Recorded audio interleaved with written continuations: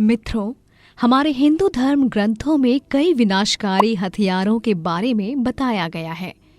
फिर चाहे वो ब्रह्मास्त्र हो या फिर भगवान शिव का त्रिशूल। और इन्हीं विनाशक हथियारों में से एक है सुदर्शन चक्र। जिस तरह से भगवान शिव का त्रिशूल शक्तिशाली है, उसी तरह ऐसा माना जाता है कि सुदर्शन चक्र को रोक पाना भी किसी के लिए संभव नहीं है। तो मित्रों, नमस्कार और स्वागत है आप सभी का एक बार फिर द डिवाइन टेल्स पर। आज मैं आपको कुछ ऐसे ही योद्धाओं और असुरों के बारे में बताने जा रही हूँ जिन पर सबसे विनाशकारी हथियारों में से एक सुदर्शन चक्र विफल हो गया था।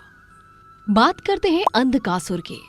जब सभी देवताओं का महिषासुर और उसके साथी दानवों के साथ युद्ध चल रहा था, तो उस दौरान महिषासुर का एक सेना अध्यक्ष अंधकासुर भगवान विष्णु के समक्ष जा पहुंचा और उन पर बाणों की वर्षा करने लगा। तब भगवान विष्णु ने उसके द्वारा चलाए गए सारे बाण नष्ट कर दिए और उस पर कई प्रहार किए। भगवान विष्णु और अंधकासुर के बीच कई दिनों तक युद्ध चलता रहा। इसी बीच अंधकासुर ने अपने गदे से भगवान विष्णु की वाहन गरुड़ पर प्रहार किया। गदे के प्रहार से गरुड़ घायल हो गए। तब क्रोधित भगवान विष्णु ने शारंग धनुष से अंधकासुर पर कई बाण चलाए, लेकिन उस दानव ने सभी बाणों को विफल कर दिया। इसके बाद अंत में भगवान विष्णु ने सुदर्शन चक्र से अंधकासुर पर प्रहार किया, लेकिन अंधकासुर पर सुदर्शन चक्र भी विफल हो गया। सुदर्शन चक्र को विफल होता देख युद्ध भूमि में खड़े सभी देवतागण आश्चर्यचकित रह गए। तब भगवान विष्णु ने अंधकासुर पर अपने गदा से जोरदार प्रहार किया। गदे का प्रहार इतना तेज था कि वो असुर जमीन पर वहीं मूर्छित होकर गिर गया और फिर कभी नहीं उठा। अब बात करते हैं असुर मंदार की।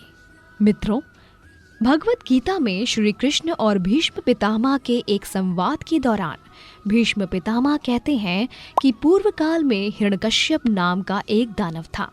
उसने भगवान शंकर की तपस्या कर संपूर्ण देवताओं का ऐश्वर्य प्राप्त किया था।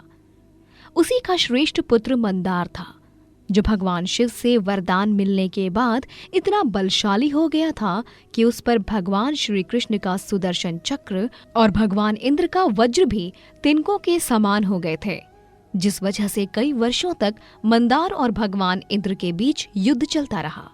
मित्रों, सुदर्शन चक्र को श्री कृष्ण जरूरत पड़ने पर चलाते थे। इस चक्र को रोकना किसी के हाथ में नहीं था, लेकिन एक बार अर्जुन के कारण श्री कृष्ण जी को अपना सुदर्शन चक्र रोकना पड़ा था।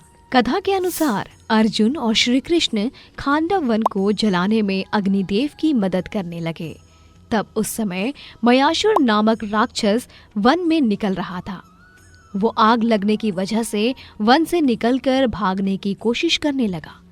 तब भगवान श्री कृष्ण ने उस पर अपना सुदर्शन चक्र चला दिया। तब ये दानव अर्जुन की शरण में आया और उनसे दया की भीख मांगने लगा। ये देख अर्जुन का दिल पिघल गया और अर्जुन ने बिना भगवान श्री कृष्ण से पूछे ही उसको जीवन दान दे दिया। अर्जुन द्वारा जीवन दान देने पर श्री कृष्ण को सुदर्शन चक्र को वापस बुलाना पड़ा। इसके अलावा मित्रों, हिंदू महाग्रंथों में इस बात का भी उल्लेख मिलता है कि भगवान हनुमान ने सुदर्शन चक्र का अहंकार तोड़ने के लिए उसे अपने मुख में रख लिया था। इस कथा के अनुसार भगवान श्री कृष्ण द्वारका में रानी सत्यभामा के साथ बैठे थे। उनके पास ही निकट ही गरुड़ और सुदर्शन चक्र भी विराजमान थे। तभी कोई बात ऐसी छिड़ गई कि रानी सत्यभामा ने श्री कृष्ण से प्रश्न किया कि प्रभु, त्रेता युग में आपने राम के रूप में अवतार लिया था।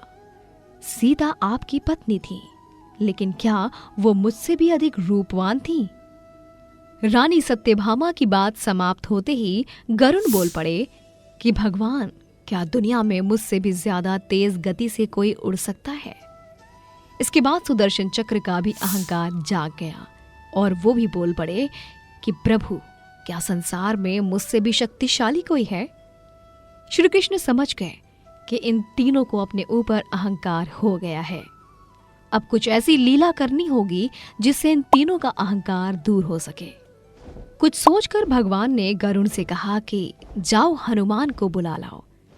उन्हें कहना कि भगवान राम माता सीता के साथ उनकी प्रतीक्षा कर रहे हैं। गरुड़ भगवान की आज्ञा लेकर हनुमान को बुलाने के लिए उड़ चले। इस बीच श्री कृष्ण ने सत्यभामा से कहा कि देवी, तुम सीता के रूप में श्रृंगार करके तैयार हो जाओ। और श्री कृष्ण ने राम का रूप धारण कर लिया।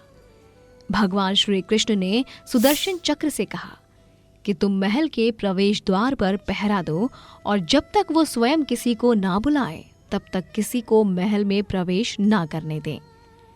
भगवान की आज्ञा लेकर सुदर्शन चक्र प्रवेश द्वार पर बैठ गए। उधर गरुड़ हनुमान जी के पास पहुंचे और प्रभु का संदेश सुनाया। उन्होंने कहा कि वानर राज, भगवान राम माता सीता के साथ द्वारका में आपसे मिलने के लिए प्रतीक्षा कर रहे हैं। आप तत्काल मेरे साथ चले, मैं आपको अपनी पीठ पर बैठाकर शीघ्र ही वहां ले जाऊंगा। ऐसे में हनुमान ने गरुड़ से कहा कि आप चलें, मैं आता हूं।